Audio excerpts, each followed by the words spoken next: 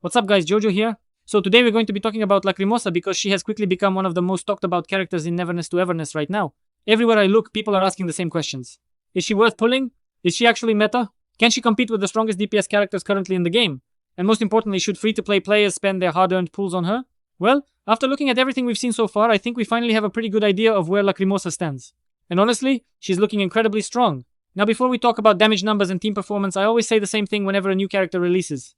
If you like the character, pull for her. If you don't like the character, skip her. At the end of the day, NT is a gacha game. The most important thing is playing characters you actually enjoy.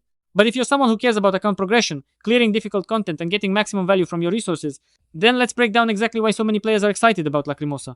The first thing that immediately stands out is her damage potential. From everything we've seen so far, Lacrimosa appears to be designed as a high-end chaos DPS capable of delivering extremely consistent damage throughout an entire fight. Unlike some characters that rely heavily on a single burst window, Lacrimosa constantly keeps pressure on enemies through her unique mechanics and sustained damage output. And that's one of the biggest reasons people are already calling her one of the strongest DPS characters released so far. The longer a fight goes on, the more value she seems to generate. And for difficult endgame content, that's a huge advantage. Now obviously we need to remember that balance changes can always happen before future updates. Nothing is ever completely final until the developers officially lock everything in. But based on current information, her damage ceiling is looking extremely impressive. What's also interesting is that Lacrimosa doesn't feel like a complicated character that's impossible to understand. A lot of players worry whenever a new DPS releases because sometimes developers create characters with 10 different mechanics, 20 different buffs, and rotations that require a PhD to understand. Fortunately, Lacrimosa seems much more straightforward. Once you understand the basics of her kit, her gameplay loop feels natural and rewarding. She deals damage consistently, maintains pressure on enemies, and rewards players who properly manage their rotations.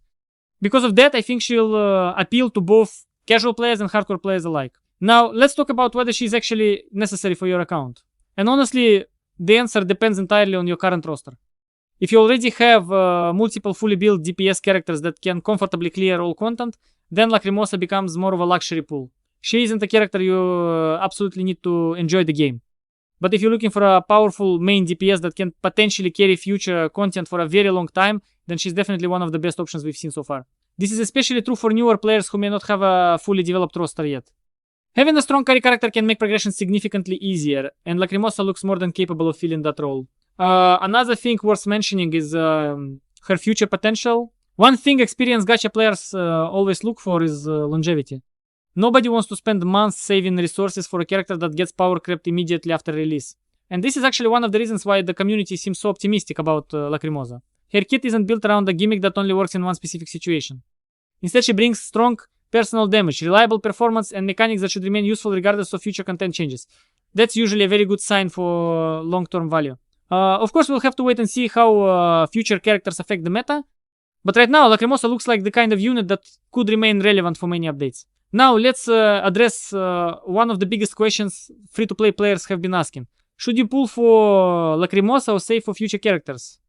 Personally, if Lacrimosa interests you and you're looking for a powerful DPS upgrade, I think she's a very safe investment. Strong damage dealers are always valuable, and everything we've seen suggests she performs at an extremely high level. However, if there are future characters you're more excited about, there's absolutely nothing wrong with saving. Remember, there will always be another strong character coming eventually. The most important thing is pulling characters you genuinely want to play. But if you're talking purely from a performance perspective, Lacrimosa definitely looks like one of the strongest pull options currently available. So after looking at everything we've seen so far, what's my final verdict? Lacrimosa appears to be a top tier DPS with incredible damage potential, strong long-term value, and a playstyle that feels both effective and enjoyable. She's not a mandatory pull. No character ever truly is. But if you're searching for a powerful carry character capable of handling difficult content for a long time, then Lacrimosa is looking like one of the best choices available right now. Honestly, I can completely understand why so many players are excited for her release, but that's just my opinion. What do you guys think? Are you pulling for Lacrimosa? Are you skipping and saving for future banners? Or are you still waiting for more gameplay before making your final decision? Let me know down in the comments below. If you enjoyed the video, don't forget to leave a like, subscribe for more NT content, and I'll see you guys in the next one. Peace!